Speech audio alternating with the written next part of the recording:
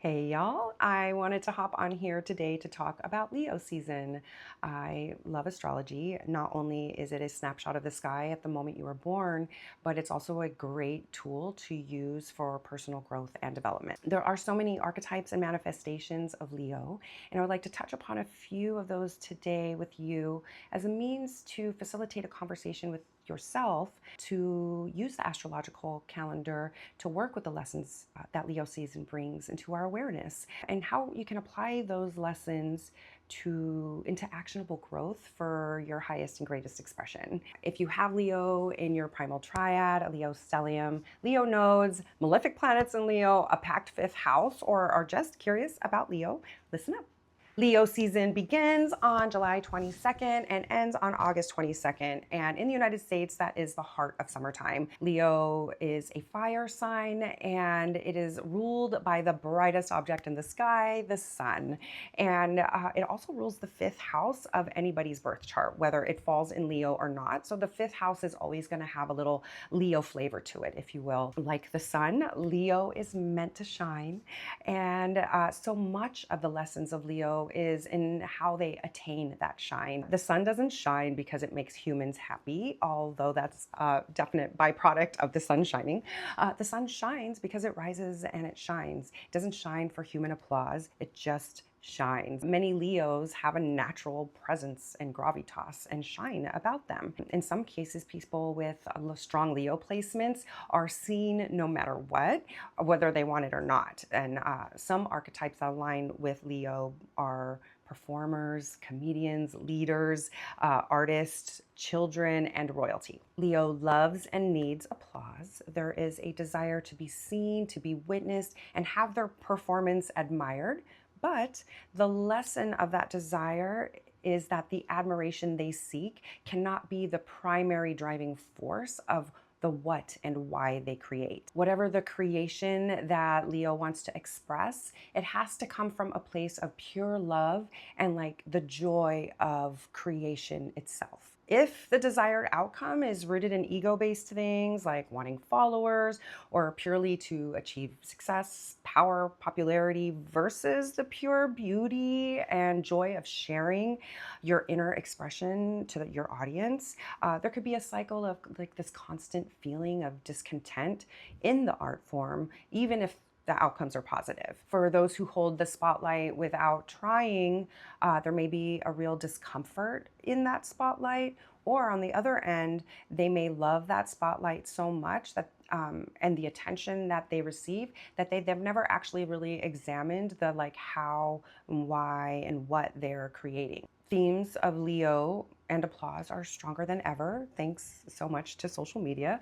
For better or for worse, you know, we exist in a world where it feels like everybody is a performer and everybody has a voice. And with public performance comes public opinion. And so that's where you come in with like the judgments, comment sections, you know, like blogs, videos full of hate and cruelty. You know, this is going to be always like someone is out in the world expressing themselves, you know, that's going to make people who aren't comfortable with express themselves in ways that might be, you know, negative. The social media generation also has like a deeply ingrained fear of being perceived as cringe. And some people have an issue or fear with being perceived at all.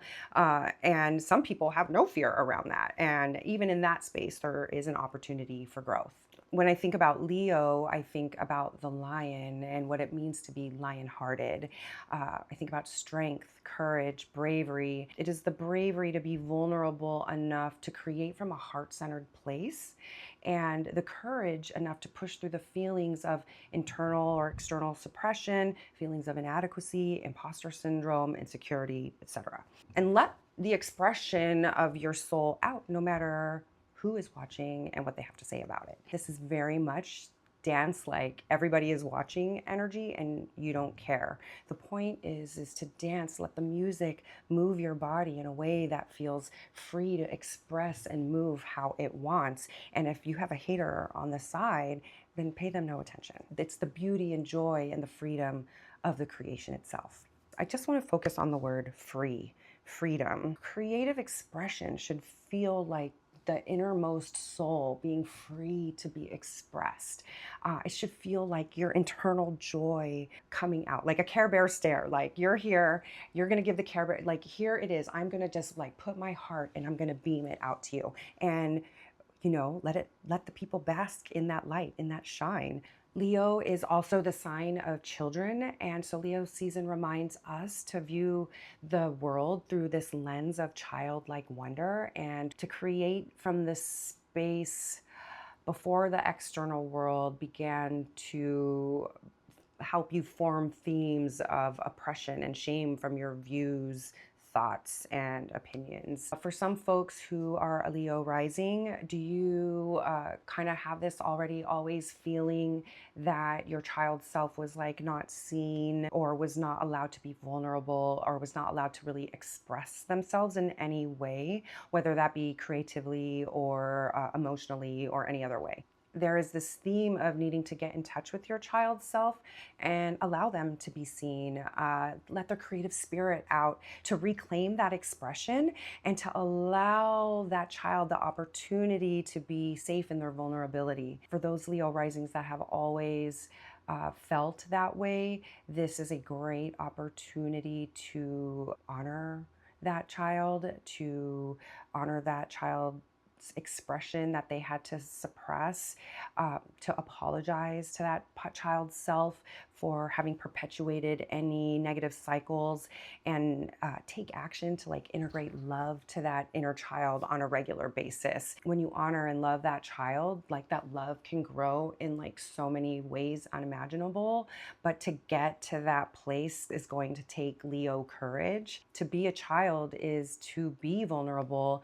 And so again, we're seeing this like theme of allowing yourself to be vulnerable reflected back in the astrology. Leo can represent regalness, royalty, leadership, and power.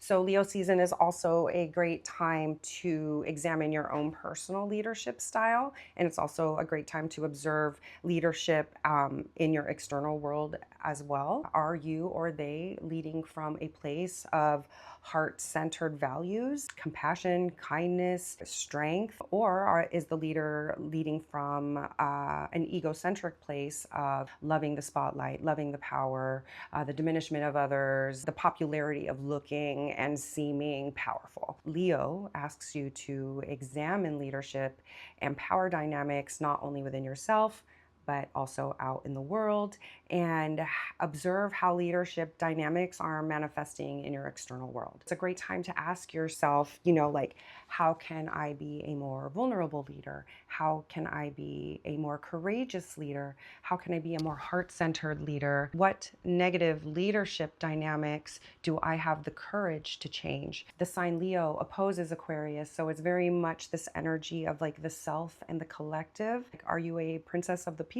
or are you the people's princess? There is so much more to Leo. Yes, there is expression, vulnerability, leadership, courage, and the child self. But there is also like so much joy, so much humor, so much laughter, a dramatic flair, fun, good drama, top of lipstick, hedonistic love affairs, good kind of time. Leo is freedom, and Leo is going to shine no matter what. So, if you have a Leo in your life, as a friend, you should be able to allow that friend to shine and give them that applause and that witness when they deserve to be seen.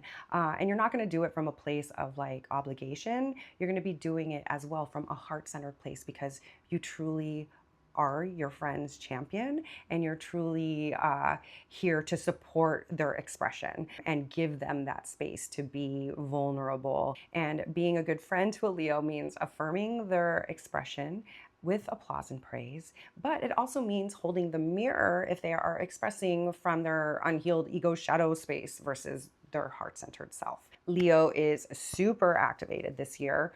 Jupiter is already in Leo. It's expanding these themes positively or negatively. The South Node is about to enter Leo in the coming days, and that is like calling on us to release something around these themes of Leo, and also Jupiter and that node are going to come together at some point. So there's definitely going to be these themes really kind of feeling very big in your life. Mercury and Mars are coming around to join the Leo party here in the coming weeks. The outcome of the season really depends on how you use this energy. This could look like an ego death or an ego battle. This could look like a release of your heart-centered, vulnerable expression, or it can look like your heart suspended in fear, never expressing what your inner soul is crying out to express. It could look like stepping into your courageous, heart-centered leadership, or it can look like remaining silent and complicit in a tyrant cycle. It can look like acknowledging your inner child,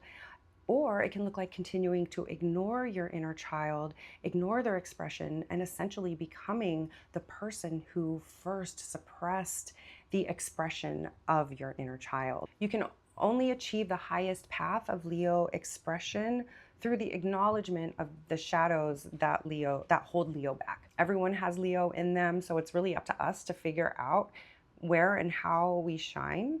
Are we shining for the pure sake of loving to create and sharing our soul to the world, and to reap that applause from an audience that's aligned with our vision? Or are we bothered? Or are we so scared to share that expression? You know, it's really, really up to you. But anything that is making your little inner child feel like they're not being seen, I say do the opposite of that. Whatever puts you, pushes through those feelings of discomfort around being seen, like absolutely do it. For example, this video is an example of that. I have been a bit apprehensive about, sharing my knowledge with everybody, but I really do believe astrology helps people. For me, that's my heart-centered gift to the collective is, that hopefully this information will land for somebody and they can apply it for their own betterment. I do love this time of the year. Cancer season, which we are just about to complete, asks us to address our internal wounds and deal with our reparenting issues. And then Leo season kind of like asks you to integrate that healing and use it to create a form of self-expression. And then Virgo asks you to take that expression and kind of like view it from this lens of kind discernment and kind self-mentorship, and use that Virgoan discernment to perfect the expression. So it's a really lovely time of year to like really integrate some healing. And, and I hope this was helpful. If any of this resonates for you at all, please let me know in the comments, and I'd love to hear from you.